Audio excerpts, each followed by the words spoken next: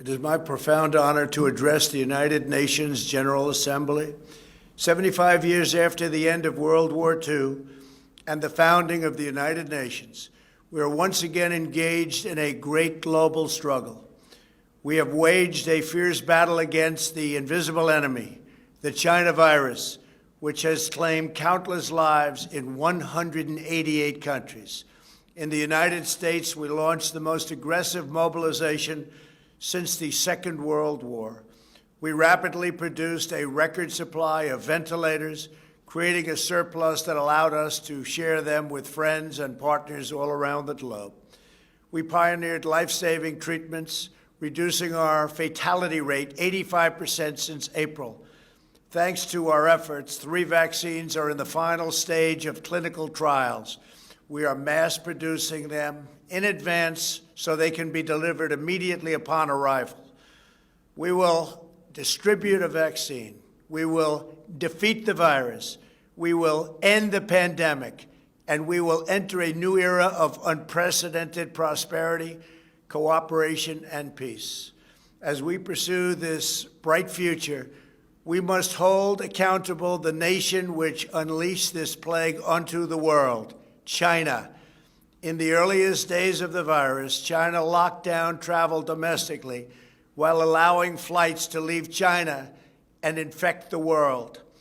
China condemned my travel ban on their country, even as they canceled domestic flights and locked citizens in their homes.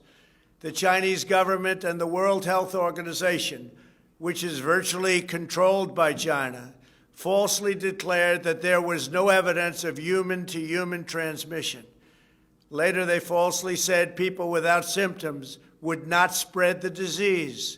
The United Nations must hold China accountable for their actions. In addition, every year, China dumps millions and millions of tons of plastic and trash into the oceans, overfishes other countries' waters, destroys vast swaths of coral reef, and emits more toxic mercury into the atmosphere than any country anywhere in the world.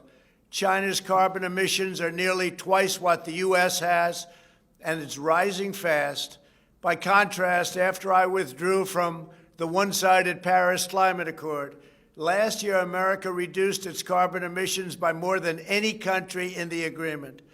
Those who attack America's exceptional environmental record while ignoring China's rampant pollution are not interested in the environment. They only want to punish America, and I will not stand for it. If the United Nations is to be an effective organization, it must focus on the real problems of the world. This includes terrorism, the oppression of women, forced labor, drug trafficking, human and sex trafficking, religious persecution, and the ethnic cleansing of religious minorities. America will always be a leader in human rights. My administration is advancing religious liberty, opportunity for women, the decriminalization of homosexuality, combating human trafficking, and protecting unborn children. We also know that American prosperity is the bedrock of freedom and security all over the world.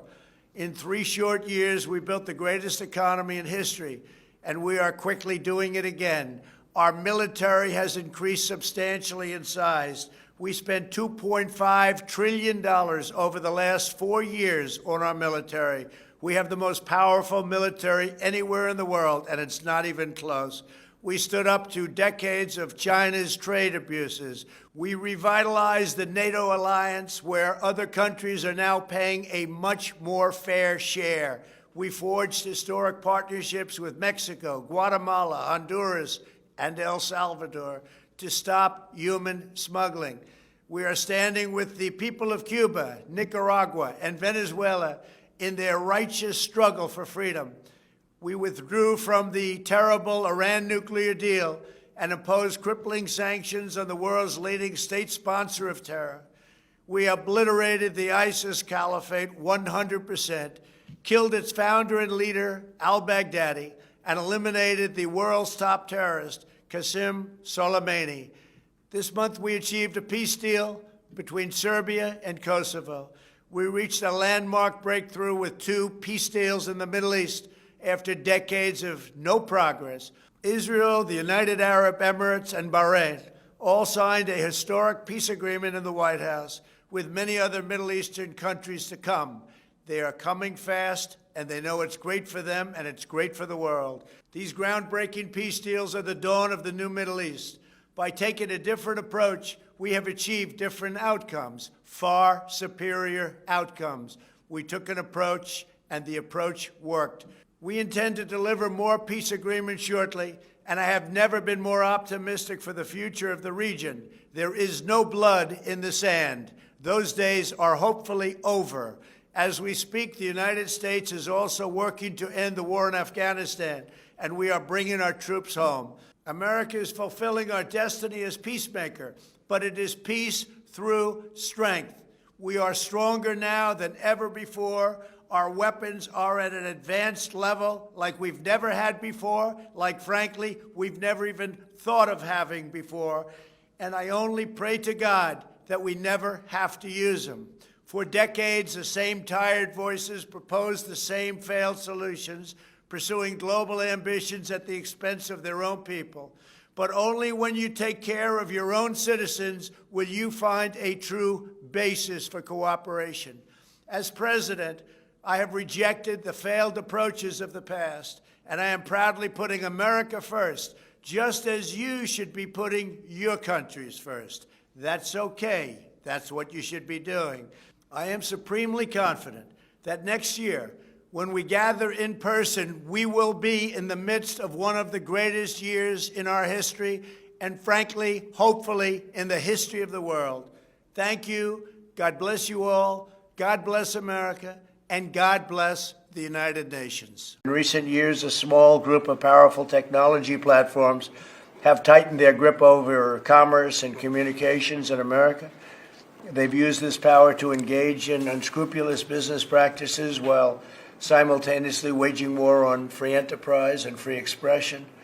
At the urging of the radical left, these platforms have become intolerant of diverse political views and abusive toward their own users, and I think we could say as abusive as you could possibly be in some cases. Right, Josh? You've seen that?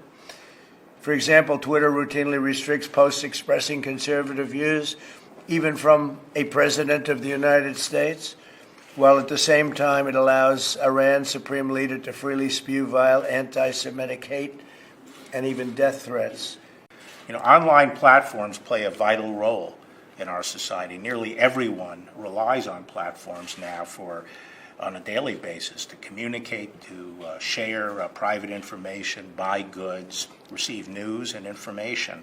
And we've grown to depend on it, and necessarily we have to put our trust in these platforms. But these platforms can abuse those positions of trust, whether by deciding which voices they're going to amplify and which they're going to throttle, and by improperly tracking and collecting user data, and even facilitating criminal activity.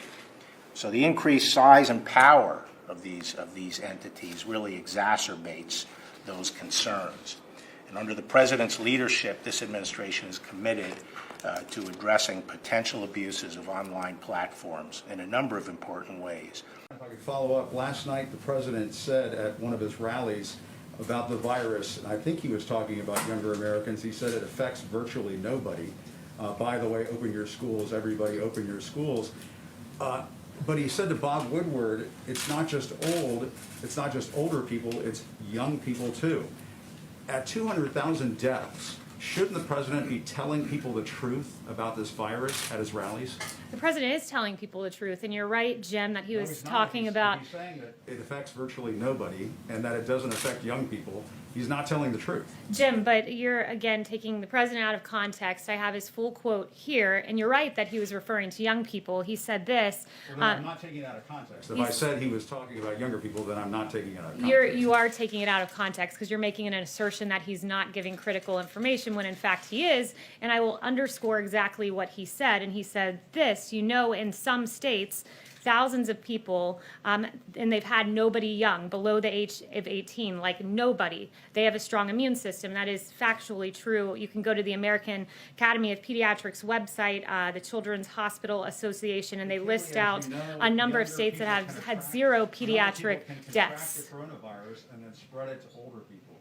And as We've known this since the very beginning. And for the President of the United States at 200,000 deaths to go out to his rallies and say something like it virtually affects nobody, and that in some states it's not affecting young people, that is glossing over the fact and really diminishing the fact that young people can catch this virus and spread it to older people. Younger people can also be sickened and killed by this virus. Jim, do you have the quote there with you? I have the quote here, yes. Yes, it is exactly as I just read it to you, that in several states, they have had zero pediatric deaths. I have the entire list here: Arkansas, Delaware, District of Columbia, Iowa, Hawaii, Idaho, Kansas, and the list goes on. And as you may not know, Jim, the COVID has a 0.01% mortality rate for people under the age of 18. So it is not a disease that affects young people in the same way as older people, which is the exact point the president was making last night. The country has hit 200,000 deaths from the coronavirus.